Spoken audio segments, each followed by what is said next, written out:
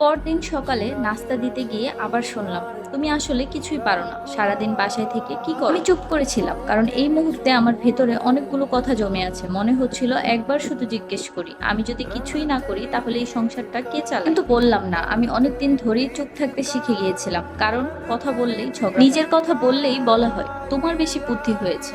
এক সময় আমিও ভাবলাম চুপ থাকাই ভালো।